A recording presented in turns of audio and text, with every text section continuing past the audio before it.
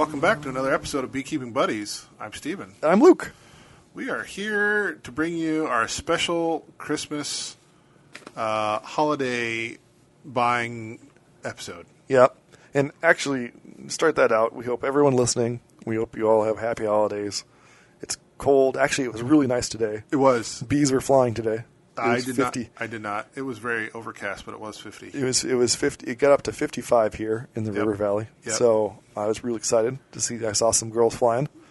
Some of them going out to die. Some of them just going out to a potty and come back inside.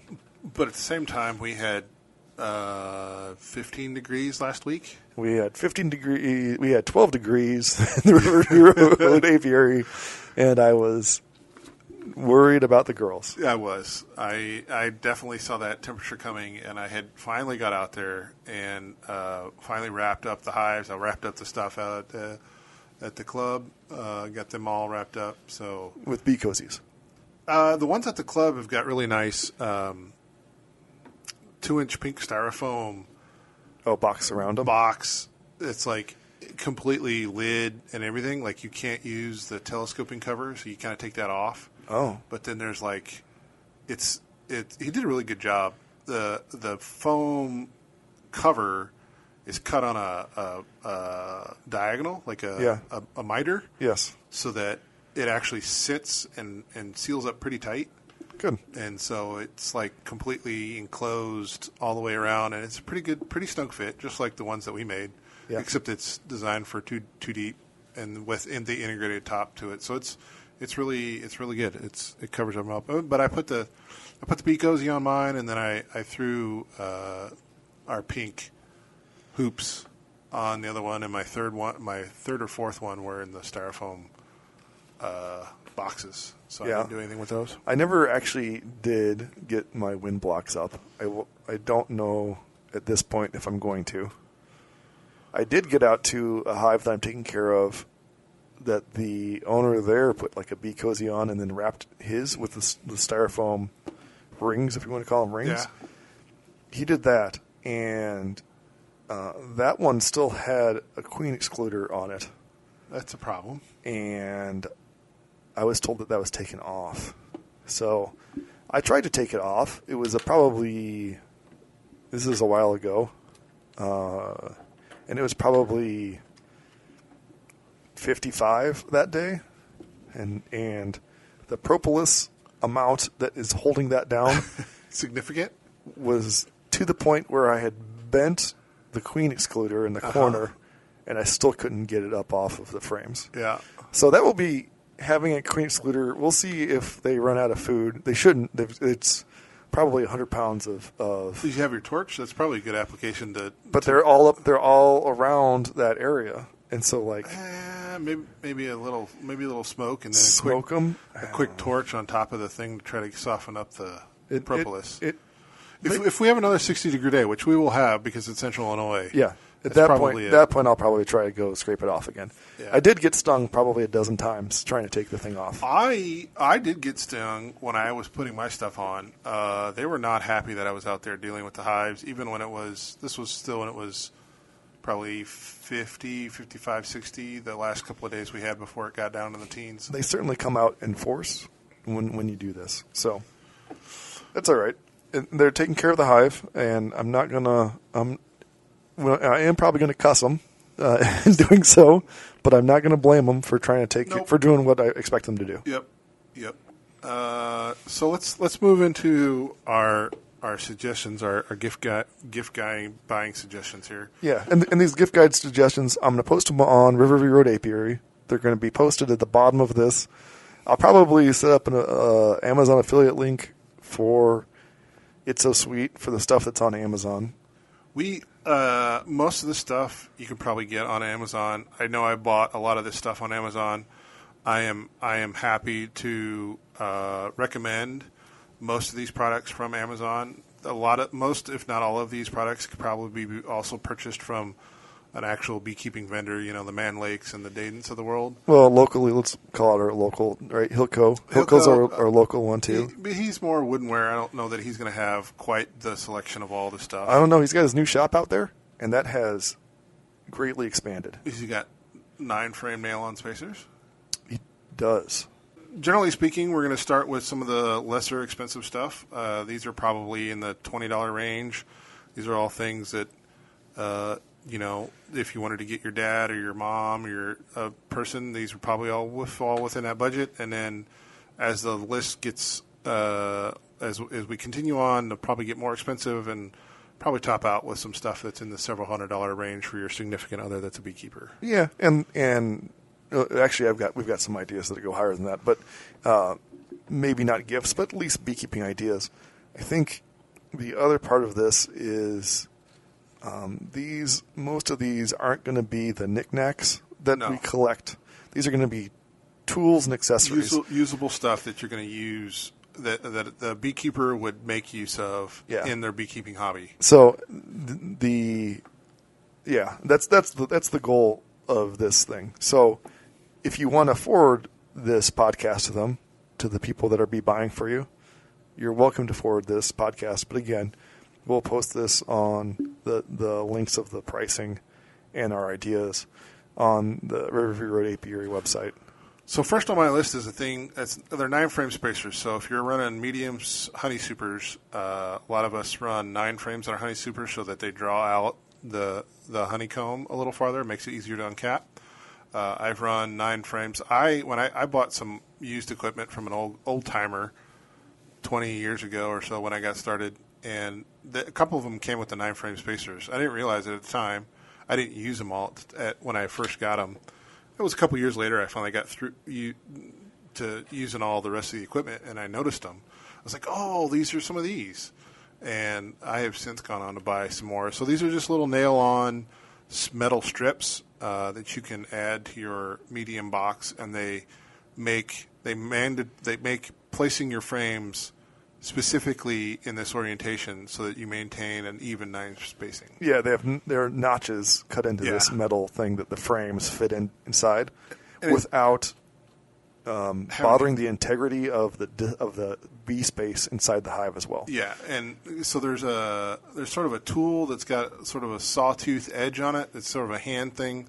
The idea is that you're supposed to use that to sort of manually space, and I don't find those to be particularly useful because the idea is that you just sort of jam that down onto the frames and they spread out. Yeah, this is the other option. This is the 9-frame spacer that's like a manual. It's like a press on manual thing. Well, yeah, it's like a little metal strip, and you're supposed to nail it onto your box. It always stays on your box. So that's the actual spacers we're talking about. There's actually a handled tool that looks like a claw that automatically spaces them too. And that one's not good. No, but if you're going to do spacers, the metal ones are really good for that fit on the edge of the. And I prefer the ones. I was just looking at Amazon. They've got some super cheap ones. They're just like flat stamped sheet metal, and mine are actually got a little bend to them so you can hook them on the edge, and I think those are the better of the two. So. Yeah, those are the ones that I prefer too. And while people use them in mediums, I do use some of those in my hives for 9-frame hives. Now it means you can't put a feeder in there and stuff like that, so beware, don't put them on all your hives and everything and be like, this is great, because feeders are a pain in the butt then, but really good. It's a cheap, really good tool. If you're new to beekeeping, you may have taken a honey crop, but you may not have a honey refractometer, which is a fun tool to determine what your water percentage of your honey is. Get one specifically for honey. There will be ones in there for alcohol making, so you definitely want a Brix for honey and not the alcohol one. There will be slightly different scales. And looks like like a cigar shaped thing, and you hold and you smear honey on like this little glass portion of it and slap it down and hold it up to the light. Yep. And that has numbers in there, and that'll tell you what percentage. And for those are out there that are not beekeepers that don't know, what percentage of honey is actually supposed to be water so it's stable? Do you remember? I remember. You mean like we want 18% or less? 18% or less. And if it's more than 18%, it often will ferment, which is how you get mead. If it's less than 18%, you're still okay. It's just more viscous. Yeah, and lower viscosity. Sorry. Yeah, and if you're above that 18% when you're extracting, you can make note of that, and then there's some tricks you can do with the dehydrator to get that down in line to where it's shelf stable. So Right. hopefully you've been doing mite checks. If you don't have an official Easy Check mite checker, that's a neat little $26 pickup that does make that chore easier. Yeah, that's actually the name of it too. Easy Check mite check. Easy Check, and that's probably the one I would recommend. I don't know if there are a lot of other knockoffs at this point. There's like 2 or 3 brands. My main issue with the Easy Check ones is that they'll leak sometimes when you're shaking them. Yeah, the lid. Yep. And so there's another brand out there, and I don't remember what it is. I think Easy Check was the first one. Easy Check was the first one, but there's another brand out there that doesn't leak as bad. But this is still, it's a really good one. And it should be, if your beekeeper's not doing mite checks anyway, whether they're treatment free or not, they should still be doing those. It's a nice little nudge to point them in the right direction. It reminds you to actually go through this process. Yeah. Something that I don't use a lot on mine, however, therefore I could see it as a good gift, entrance reducer or mouse guards. You can usually get a pack of those, quite a few of those come in a pack. I think there's 4 or so of those in a pack for about $20. Yeah, at least 4. Yeah. It might, maybe more. Depending on the quality you get. And depend on the reducer you get. Yeah. So Steve and I were talking about earlier, there's a couple of kinds out there. So I use a different one than Steve. I use one from, I think it's from Man Lake. You can make these realistically if you have a little bit of shop. If you have a shop, the classic thing to use was the old corner bead from drywall, metal corner bead, because it had a bunch of holes in it that were about B size. Yeah. You had to get the metal stuff. I don't know if you can actually get that in the hardware store now, if it's all different changed quality. I don't know. The ones I use and get are from Man Lake. They have holes drilled in them all the way across. It looks like that corner bead stuff, but I don't know if it is. And they're all B size, and they're really, I really like them. You do have to get some screws, and you do have to screw it down. Mice will get up there and try to get in, and we'll push one out of the way. Yeah. And then you have a colony of mice living in your hive. So that can happen. However, those are the ones I like. Steve likes a little bit different variety. It's a sliding deal. A lot of them that you can find on Amazon will indicate that they will work for 8 or 10 frames. So they have a slide. And then there's some plastic ones out there that you can see that have sort of some adjustable entrance sizes on them, so you can shift the little plastic door around to give them more or less space for an entrance. Any of those will work. Next thing on my list was we may all have bee suits. We'll talk about those a little later. But if you're been in the beekeeping game for a while, maybe your suit's getting old or worn out, or maybe you want to add additional equipment to that. And over the years, I found just a plain old veil to be a very useful tool on those hot August days when you need to get out there and do some beekeeping and can't bring yourself to wear a full suit. And they get tore up, and they don't necessarily last for as long as a suit does. So they're fairly expensive. $20 will get you different kinds of veils. Again, I looked at a quick smattering of them online on Amazon, and there's a bunch of different brands there. Yeah, if you want a higher quality one, you probably hit Man Lake or Hilco. You just need to be comfortable with whatever you're wearing. And so I don't know why we stopped videoing these sitting around the table here, because the faces that you make in front of the microphone when you think there's a hair sticking out of it, tickling your lips. There is a hair sticking out of my microphone, tickling, and it's the right nose. It's nose height, and so it's just I'm trying to see it. Needs to be on camera. It needs to be on camera. Yeah. Here's a simple one that. How many uncapping tool? How many hive tools do we need? All of them? All of them, yeah. So I actually usually get like a hive tool or two a year because one wanders off. I don't know how. There's got to be little hive tool gnomes that just run around and steal stuff. I swear I get one every year, and right now I could not tell you where more than one is right now. So I put because of the way I have my apiary set up, I have one hive tool at every apiary. If there's a cluster of hives, every cluster of hives gets a hive tool. Yeah. and that hive tool never leaves there. It sits on the. They're stainless right now. The only one that I know exists on my property is a stainless one that's sitting on top of my hives at where my hives live on my property. And I like, and as far as hive tools go, there's all kinds of varieties out there. There's one. My favorite is the one with the little arm that hooks off on the right. So like it's a. I like the little hook. However, I want the one that's got the hook on the backside, not the hook on the front. Because there's one where it's got the little pry bar edge, and next to the pry bar edge there's a thumb that sticks out, and that thumb gets in the way of so much stuff. And it does. It squishes. That thumb has killed a lot of bees in my apiary, but I really like that thumb for pulling up frames. Yes. So there's another one that's flat that doesn't have the crowbar end. It's just flat. Yeah. And on that end is a J hook on the end. Yeah. And I like that one because it does everything without the scraper deal. Yeah. Because for regular beekeeping, I don't use the scraper pry bar end a lot. I use just the flat end for almost all my stuff. Having a flat tool. It depends. If I really have to crank on something, then I'll use. Yeah. So, and for those of you that aren't beekeepers, a hive tool looks just like a pry bar, like a little flattened mini molding bar. It's a molding bar. Yeah. If you know what molding bars look like, they're flattened. If you took a pry bar, like a crowbar, and made it into like an L shape and flattened it flat, like totally flat. Just sheet metal, stamped sheet metal. And they're super useful. They have sharpened edges. Yeah. Some of them sharpened to the point where you cut yourself if you're not paying attention to what you're doing. Yeah. If you've ever used a scraper for scraping paint, they put a pretty gnarly sharp edge on scraping paint. You can definitely scrape. I have definitely scraped paint off of my old woodenware with my hive tool before I repainted it. Yeah. Now, to say that that's the most important tool ever, the things I've used for a pry bar include things like a screwdriver, pocket knife. Yeah, pocket knife. Pocket knives don't work real well because you'll snap them. A brick. I used a brick once to break the frames free. It was a bad choice.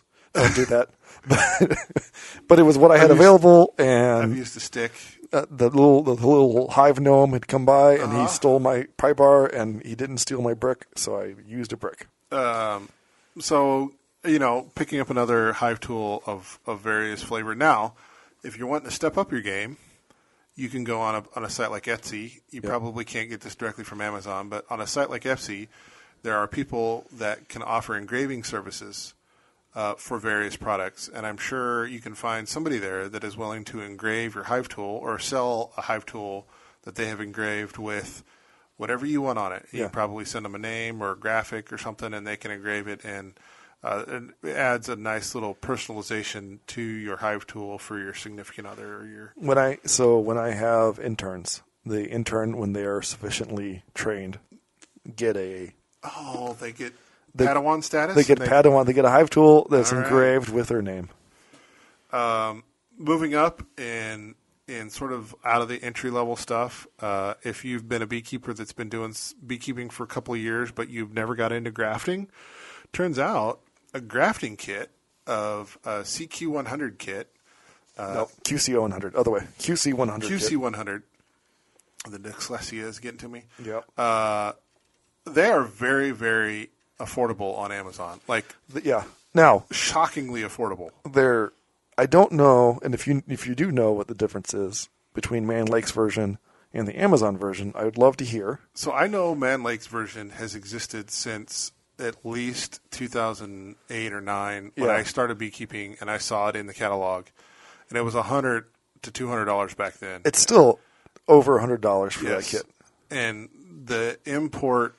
The people that bring in products have really hit that hard where you can get what looks to be an identical kit with all the parts you need, all the little cups and the little cell holders and the whole ball of wax. Yeah. For like less than $20. Yeah, $20 for us. And that's crazy. That will make you like more queens than you'll ever need. Well, yes. Now I used them this year. Yes. And you have to be very careful about taking her queen back out because she will lay that whole thing. Every single one. Every single one in not a lot of time. Yeah.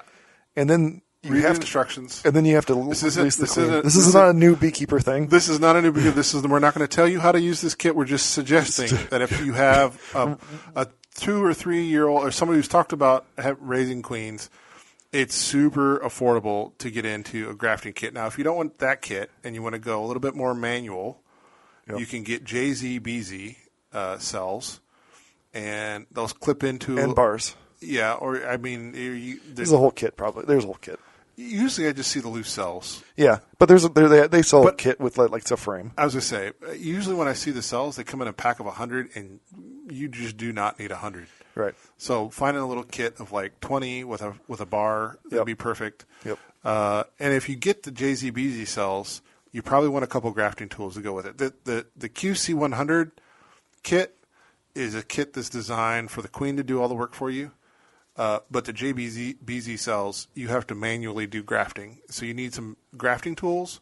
Yeah. So if you've been around your beekeepers' goodies and you've noticed maybe they've already picked up some JZBZ cells, adding some more grafting tools to their collection is always welcome. Yeah. There's a whole bunch of types. Yeah, and that's the whole point is if they already have the cheap Chinese tools that you can buy like 50 of, that use a little piece of, is it reed? No, it's a horn, actually, animal horn. Little piece of horn. They usually sell them in packs of like 20 or 50. They're super affordable, like $10. Yeah, right. Like they have usually you'll know they're a red center. They're always red center. They have a plunger bit on the end that looks like a pen pusher, and then the other end is I feel like a horn. These kits always come with so many because the piece of horn, how the piece of horn feels when you use it, because it's a natural product and it's the way it's shaved or carved or however that process is done. It's got to be shaved. It's a shaving. It's barely a piece of horn. Yeah, it goes from, it's like a sliver. Yeah, and it goes down to almost nothing. And because of that, they have very different feels, and so you kind of want to. Whenever I graft, right, I've already gone through my pack of 50 to find the feel of the one that I like. Yeah. So and that's why you buy the big pack. We mark the ends of the ones that we like. So all of the ones that I like have a black marker, Sharpie mark on the end, so that I can see it and go, oh, that's a good one.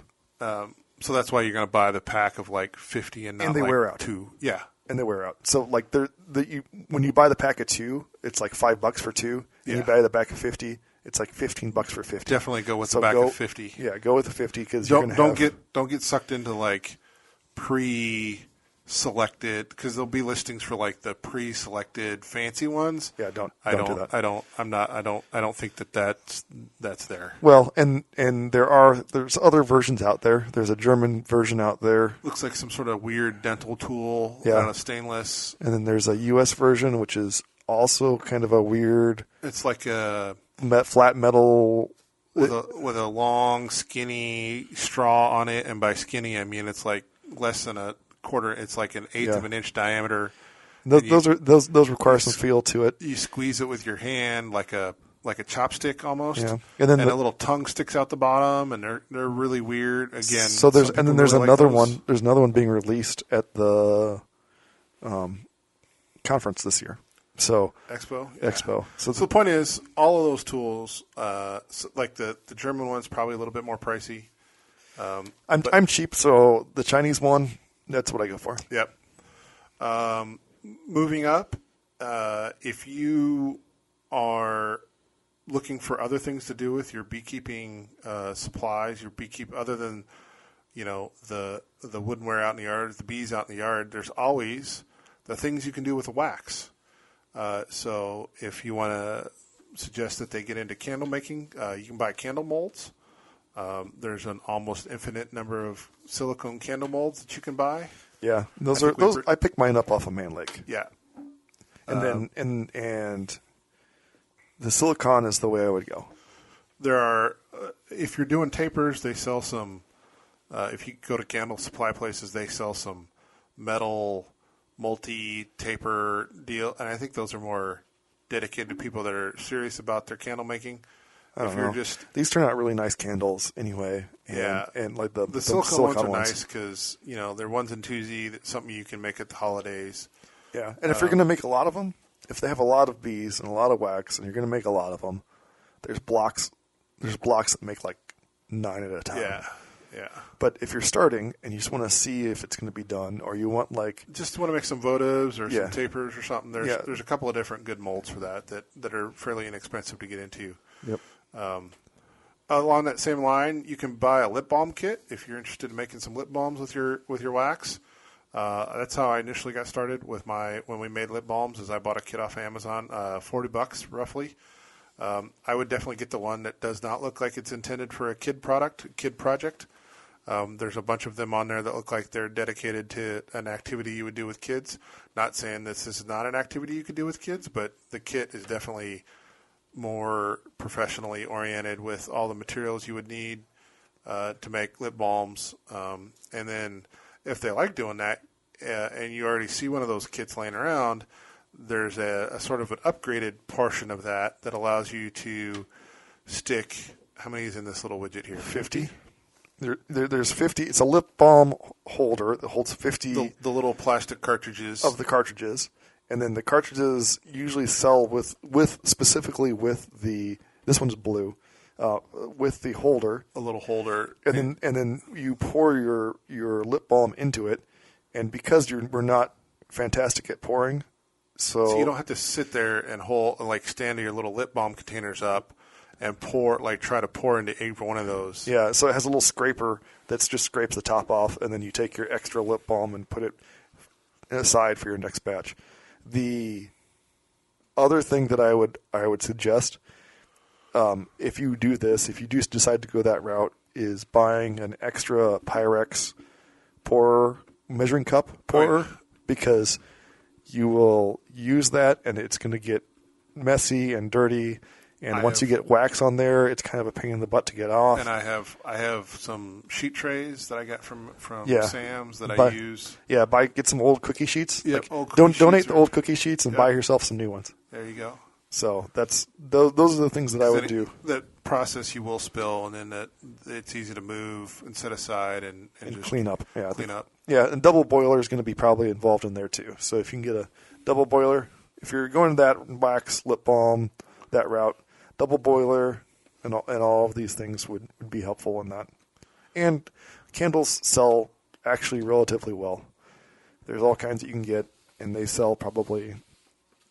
I sell my candles because I have a lot of beeswax for $7 a candle, roughly, and I never get anybody to balk at that. So I'm probably too cheaply priced. So there's an idea for a kiddo to play with wax.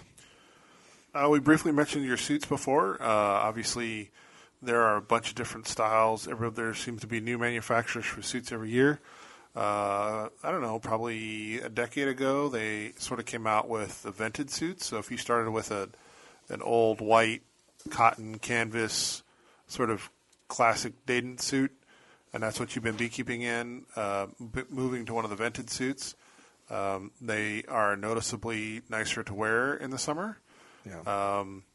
The Hilco brought in a really affordably priced overseas competitor to some of the larger brand name vented suits. I have one of those. There are definitely noticeable downsides to why there's that coat can be purchased at that price point. Do I think it's worth what I paid for it? Absolutely. Do I think there are things that can be improved? Most likely. Are you going to pay for that? Most likely. So it's sort of a catch-22. If you want a really nice one, those are out there. If your beekeeper is really into doing beekeeping, certainly look at that. If they just want another alternative, Hilco's line of suits are quite affordable for what they offer. Well, and then if you're looking for one for if you have a kid or a grandchild that would like to go with, just throwing them in a jacket is highly suggested, right? They don't get stung that way. You don't get anything in your face, and you don't have to worry about any panicking or things like that going on. And so they feel safe. They come out and take a look at stuff. It's way better for everyone involved if you just get, if you're going to get a suit and a neat side present would be beekeeping suit for the kiddo So if they're interested. when we were pre-planning this list, it came up that if you are a beekeeper that has outyards and you are traveling with your beekeeping supplies in your vehicle, it turns out getting your person that travels with beekeeping supplies in their car a year-end detail might be nice. Yeah, that's something. Well, and to go along with that, yeah, a year in detail is something that I get. I travel a lot to a lot of outyards, and the wife usually gets me a year in detail for the car. Now, it also removes all of the dead bee corpses that are in my car, which seem to find their places in the nooks and crannies that you just wouldn't expect them to be there. And it's still, I mean, it's heartbreaking to see them do that, but I do drive around. For anybody that has driven around with me in the summer, I will have bees flying around in the car. Not a lot of them, maybe 3 or 4. He calls his SUV a car. Yeah, maybe 3 or 4, and at a time. They usually will fly out the window. Usually, sometimes they don't. They get confused. I've never been stung while driving. I'll like to say. I've never been stung while driving. They like to get out of the car. You, however, have been known to drive around in your suit, though. I have been, yes. If I am now the bees will follow the car a distance, and sometimes when you get out of the car, they will try to sting you. So I have driven in my suit before, and then I've also moved. I think the most packages I've moved in the car was 70 packages. So they're about 2.5 pounds. So right, 140 plus another 70, so 210 pounds of bees or so I was driving around with. I got pulled over, actually, when that happened by a police officer because I was going slightly over the speed limit. And after showing them the bees in the back of my car, the officer was nice enough to wave me on and tell me to be careful. So I was wearing my bee suit, too, and he was very confused as to why I was wearing a bee suit while speeding down the highway. But the detail can help pick up the smoker fuel that you have spilled in the back of your car and it has Velcroed to the carpet of your car. Yes. Not speaking from experience. However, I believe you have an idea to prevent that. Yeah, so I stumbled upon in Menards, and because of the places that I go shopping for stuff, as far as equipment goes, Menards is my favorite. And if you're not from the Midwest, Menards is a Home Depot, Lowe's competitor. Right. And they sell bucket snap-on lids. So it's a rim that goes around the top of a 5-gallon bucket, which is what I carry my smoker fuel in. And it has a lid that screws onto it, and it screws down. It's super easy to screw down. It's kind of a pain in the butt to put on, and so you're not going to get it off once you put it on because it really snaps down. But it's great. And because what ends up happening inevitably is that when I take the handfuls out of the smoker fuel, when I had just the push down lids, I'd forget to push it down. And so then I'd be turning around a corner and you'd hear the thunk of the bucket as it flips over and the lid comes off and the back of my car is filled with not only bee equipment, but now and usually some of the bee equipment's sticky. So now I've got sawdust all over my bee equipment. Pine needles, sawdust. Whatever I'm using at the time, all over my equipment, into the carpet of the car, and it is a mess and takes a lot of time to clean up. So if you're one of those beekeepers listening to the podcast right now, shaking your head, nodding your head because you know exactly what we're talking about, mention that you might want a screw-on lid attachment for your 5-gallon bucket. You can get a 5-gallon bucket and a lid at Lowe's under $20 or Home Depot, all under $20, and it saves you a lot of heartache. Speaking of smoker fuel, another great item is some commercially made smoker fuel. Yeah. Which I have bought for myself in the past and always really enjoy using. It makes lighting the smoker super easy. However, I usually run out and never forget to remind myself to go buy some more. And then I look at the price and like, maybe just stuffing some more leaves in there will work just fine. Yeah. And if you're using a lighter, we don't have this one on our list, but I'm sitting here thinking about it. If you're using a lighter to light your smoker and you're struggling, put a butane torch on your list. I mean, propane torch, just something to light it with. They make light and smokers super easy. So much easier. And you can use it to sterilize your hive tool and get the propolis off of it in between apiary visits. Yep, and murder ants that move into your lid. Lots of or hive beetles. Or hive beetles. Hive beetles, yep. Yeah, I've seen somebody they make a nice popping noise when they die. Torch some hive beetles and laugh maniacally while doing it. Or I'm sorry. Yeah. Anyway. Yeah. What else is on our list over there? We have winter hive cozies. Very, very topical for the season. Yes. So bee cozies. We've talked about them before. Steve, we made a handoff. Steve actually got some I had in the garage, and you put them on. Yeah. What did you think? Did we just talk about this earlier? I think we might have. I really liked it. It installed well. It's just got the right amount of snugness that I think is good. Where it might have These are the plastic ones. These are not the ones that these are the black. They're like black. It looks like a black plastic bag. Looks like a garbage bag. A garbage bag, but it's like two garbage bags, which I assume is some fiberglass insulation sandwiched between it. I would guess it's that's what I would guess. You could probably make one if you really wanted to be fancy about it. And the material, the wall thickness of that's probably 3/4 of an inch, half inch, an inch, somewhere in there. And it fits nice and snug. Like the problem with the foam rings that we've made is there's a fine line between it fitting too snug that you can't get it over the hive, and then it's too loose and it doesn't want to stay in place. The nice thing about they're sort of designed for 2 double deeps, and I had a deep and medium, and so I had like 4 inches sticking off the top.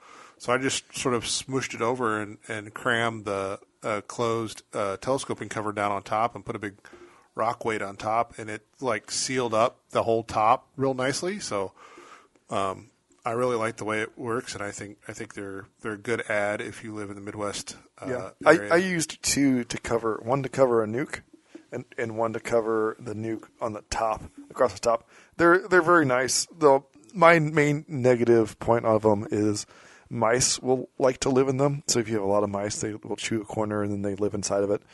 But it's not a big deal. We have the next item. We have heated uncapping knives. Yeah, so if you've got maybe you've got started off with sort of a basic uncapping kit for your honey, and you don't have a heated knife, upgrading to a heated knife is really a value add there. I think it can really speed up that process. I know back in the day, if you bought the kit, the only heated knives that were available came from Dayton, Man Lake, and the type, and they were $60 to $100, and now there's really affordable overseas alternatives on Amazon. Yeah, Dayton still has theirs for $50, I think. Yeah. But. So again, these are tools that 10, 15 years ago were very expensive, which is why you may not have acquired one, but now there are overseas alternatives that are just as good in term operationally and are really affordable to pick up. Make great gift idea. So the next item on our list is something we both agree on, is a subscription to a Beekeeping magazine. The two main ones that I've subscribed to personally is the American Bee Journal and Bee Culture. American Bee Journal is really nice online now. Yeah. And it has like all past subscriptions online. I would often have them like in the bathroom or something to read laying around the house. But now that they're online, I sit down and actually take time to sit and look at all of the articles and read them. Anything that's really interesting, I'll print out and carry around with me to mark up and look up and do more research on. The Bee Culture one is also pretty good. They're getting better. I would say it's the younger of the two magazines, I believe. There's also just picking up a book for it was a wax book. Oh, that's the Beekeeping Alchemy? Yeah. I have Beekeeping Alchemy. There's also some other books out there, too. There's the Honeybee Democracy. There's a bunch of, like, beekeeping books, but make sure that the guy or girl that you're getting this for really want to read those books. If they're not big readers, adding dead tree stuff to their library may not get utilized like you were hoping. Right. So another one on here that was on my list that didn't make it to Steve's list is something that I use. Paul Kelly's Bee Belt. It's a leather belt. It has a magnet on it. Which is an attachment point for your hive tool. I will say it took me about a week to remember to put my hive tool there consistently, but once I did, I had it all this summer. I thought it was great. And then I took my belt off and put it away. And then I had to go out and work some hives, and I was constantly reaching at my hip, trying to find my hive tool, which wasn't there anymore.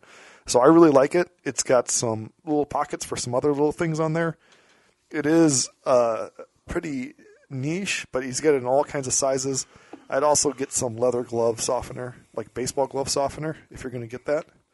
I don't think Steve's got one. I'll talk him into one of these pretty soon.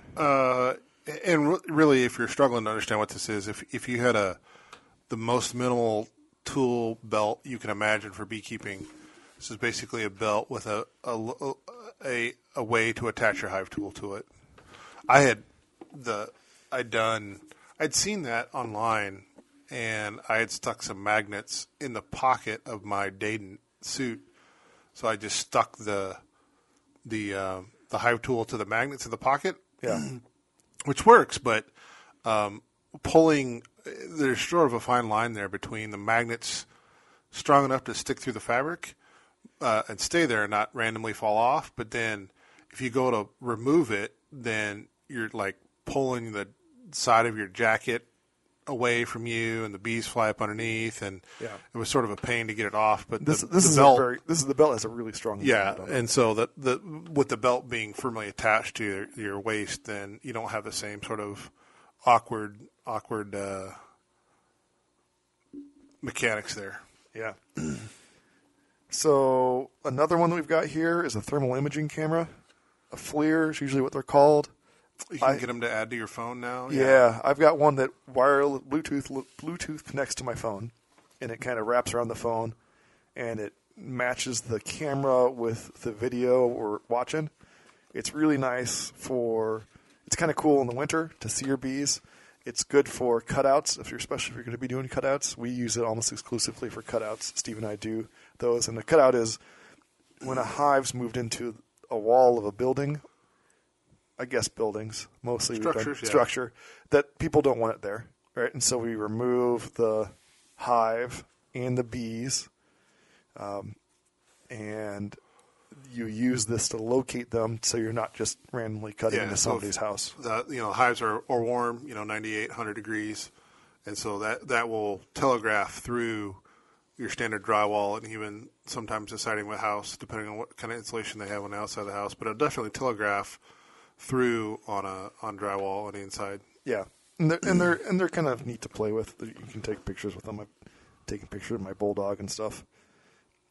We have a couple more, and I'm going to do some shameless promotion for one of these. So, nuke of bees. We can't forget to talk about just add more bees. You could add more bees. What does every beekeeper want but more bees? Yeah. And so at the top end of our list, our most expensive stuff, obviously, is one of our $200 nukes for 2025. Yep. And if you're going to add another nuke, maybe they need some more equipment. You can always buy a beginner or an add-on growing. If you look in some of the catalogs, they'll call them a growing apiary kit, which gives you basically all the wooden where you need to add another hive to the apiary. Or it's been cold, and if your bees didn't make it, that's fine. It happens to the best of us. I've heard people say that they've never lost a hive of bees, and maybe it's their first or second year, maybe their third year, but after that, you're going to lose bees. It's part of beekeeping. So if you do and you need a nuke, we've talked about it before. Actually, last podcast, we both suggest nukes over packages. We just seem to have fewer problems with nukes.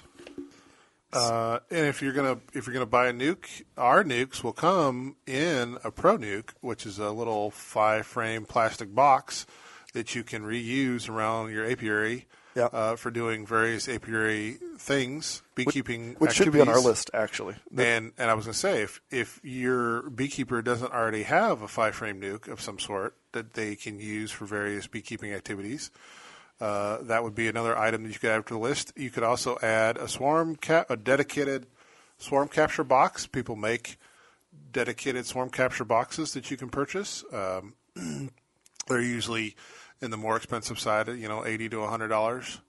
Yeah.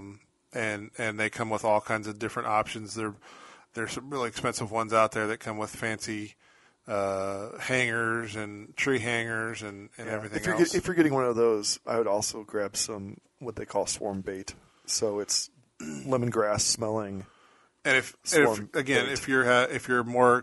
your beekeeper you're buying for has been beekeeping for a bunch of years, maybe just for refreshing their supply of swarm bait, because they're probably something they've used in the past, but maybe they've run out or running low, and they want to top up that supply for next year. Yeah, Swarm Commander is the one that I've used the most of. It is pretty useful, but lemongrass oil also works. Same with Be Gone. If you're using a that is not swarm bait. That is not swarm bait. Swarm bait. That's the opposite. That's what you use to drive the bees out of the supers when you take honey.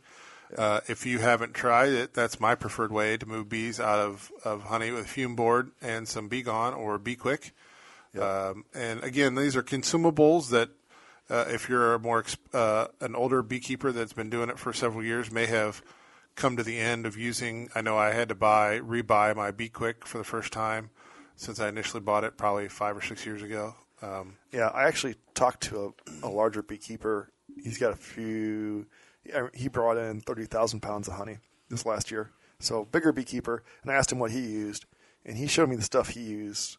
And it smells terrible. Be Quick smells like almonds. It's pretty nice, but you do have to get a hot, warm board to use that. The other stuff that they use does not require that.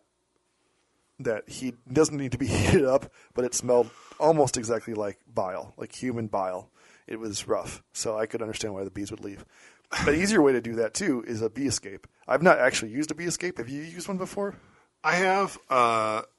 I had official Dayton inner covers that have the round, oval-shaped cutout. Yeah. And they make an oval-shaped bee escape that snaps into that. Okay. So what we're talking about is it's a board that the bees can get out of that you put on on top of your supers. On top of your supers? On top of the hive body, between the hive body and the supers. That's what it is. And so the bees can leave the supers, but they can't get back in. Yeah. So there's this triangular looking entrance thing, and because it's triangular shaped, it comes down to a point. They can crawl out of it, but they get confused on trying to crawl back into it. And so your boxes have to be sealed. So if you're running older equipment, they don't typically work because they'll essentially use an upper entrance. Yeah. And sometimes the drones don't fit through them, kind of like a queen excluder, because it comes down to a narrow point. The problem I've had with them is they don't make it real clear as to which side, because it's an orientation. You flip it one way.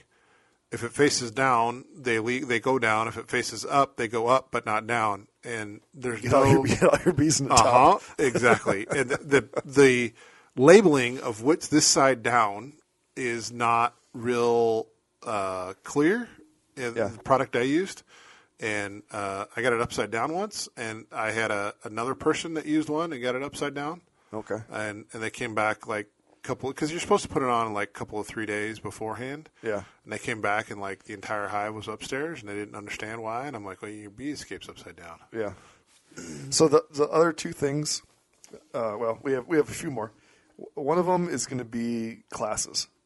Now, the Heart of Illinois Beekeepers Association has a class. I think I'm not sure how much it is. $80, I think, for 2025. Okay, so $80. It'll be lunch and 8 hours of instruction. The Bloomington version of that, CIBA, Central Illinois Beekeeping Association, also has a class. Also excellent. Also, I think is $80. And River Road Apiary, my apiary, actually has hand-on classes. And that's an 8-week course, and it comes with all of your equipment and all the things that you would need for 2 hives. So, so to be 2 packages, 2 nukes this year. 2 nukes, 2 hives, bee suit, smoker, all of that stuff. And that runs for about $1,600. As long as I have room for people, it can be for a person and like a spouse, husband and wife, works fine for. 1 year I had husband, wife, and 2 of their kids. It was good. The kids were kind of free labor. We had to put together frames all day. But so taking a class, especially if you're starting, even if you've done this for a while and you just need a refresher, classes are a great thing to add. If you can find them, queen rearing classes, they might be out there. Yeah, we keep talking about putting some of those on. There used to be another group in the area, the AB,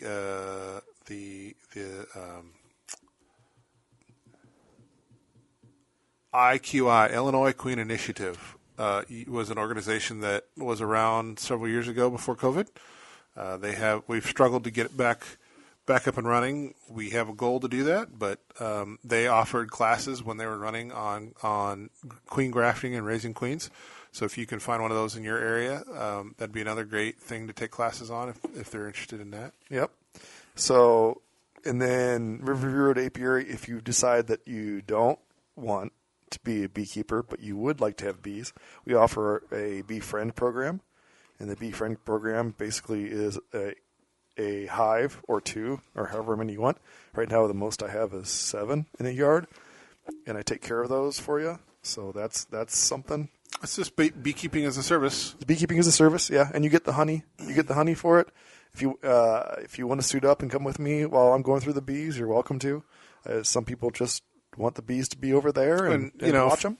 If you're struggling to understand what that concept is, it's not a lot different than somebody who pays to have their pool cleaned, or pays to have their dog walked, or pays to have their dog poop picked up, or any of the other services that you can buy. One of the prettier things is pays to have their garden taken care of. Yeah. Looking at watching the flowers, watching things. Yeah. But watching the bees come and go is something. It's the same idea of any one of those other services. If you want to own bees but don't necessarily want to have to take care of the bees, Riverview Road Apiary has got you covered there. Yep. And then the last thing on here, which is our highest priced item, which I've done, which I thought was great, is a beekeeping vacation package. And I've gone to a few places with those. I've been to Cuba, the country of Cuba, and that was a week-long class. I call it a class. But you basically got to see things. You ate good food. They took you around on a bus, and then we would go see different apiaries. I've done that in Cuba, and I've done it in Japan, and I've done it in Mexico. I'm going to go to Montreal this coming weekend and actually see if I can't sneak into an apiary by sneaking. So a little chilly up there this time of year. It will be a little cold, but and the bees will probably be packed away. But sharing information between beekeepers is something I've never been a beekeeper that said, no, I'm not going to talk to you about it. Except for pollination services. Pollination services, nobody wants to talk about pricing. I don't know whether it's because that market's so competitive, but that one is everyone's pretty tight-lipped about. But as far as just beekeeping goes and beekeeping practices, beekeepers love to talk about what worked for them. They don't usually talk about what didn't work for them. Steve and I are kind of unique in that situation, as Al will tell you when if stuff has died. I think it's the engineering background, right? Yeah, maybe because you learn from your failures. Yeah, and that's 100% true. You 100% are going to learn more from your failures than from your successes, because sometimes the bees will survive in spite of you. Yep. But that's our Christmas wrap up, and I think that'll probably wrap up our podcast for 2024. Our first year doing this. Yeah, season 1. We did. Thank you for everyone. We broke 1,400 views last time I checked. Listens. Sorry. Yeah. 1,400 listens. So I really appreciate you guys that are listening. And for you on Apple Podcasts, we can see that we have 20 or so of you who are subscribed, I guess. Yeah, subscribe to the podcast so you get notified every time we release a new episode. That's counted separately than our other stuff. So to celebrate our end of the year, first year, we have some giveaways. I won giveaways. I know. I didn't know about giveaways. I know. What am I getting? We get nothing. For our listeners. Yeah, for our listeners. Okay. So we have 2 memberships for the Heart of Illinois Beekeepers Association, so the State Beekeeping Association, ISBA. We have 2 memberships to that to give away. So if you are not a member and you would like to be a member, not everybody is, and you want a free membership, we have 2 to give away. You can email us at beekeepingbuddies@gmail.com, and that's beekeepingbuddies@gmail.com. Email us if there's more than 2 people that email us. So far, I will say we have 0 emails that we've gotten from our listeners. As a side note, you did have somebody. You were in person at an event here locally. Yep, and you Christmas had Village. Christmas, and you had a person come and seek you out and stand in front of you and go, "You're Luke." Yeah, he was Luke. Yeah, and talked about our podcast. So we appreciate our listeners. We have had some people come up and find us in public. Yep. We appreciate everybody who does that. And I mean, you were down at the Illinois, the ISBA. You were down at the ISBA several weeks ago and had some people come up to you, and a couple of them wanted your autograph. You're going to be famous. I got an autograph. I don't know if she listens to our podcast. Her Val was on though. Yeah. So it was her mom. Oh. So I got. I mean. So yeah. And then I've had a couple of autographs right now, and then we're working on for next year. We're working on a logo. I think we've got one almost nailed down. Logo, and maybe we'll have it on, some T-shirts that we can wear, and and hopefully next year we're going to have probably in the first part of the year while it's still wintry out and we're not doing much in the apiary, we'll have some guests on. Yep, we've got guests lined up. We've got some big guests actually lined up. So you'll have to stay tuned and tune in for our future episodes to catch that. Yeah. So thanks for listening, everybody, and Happy New Year. And thanks for listening.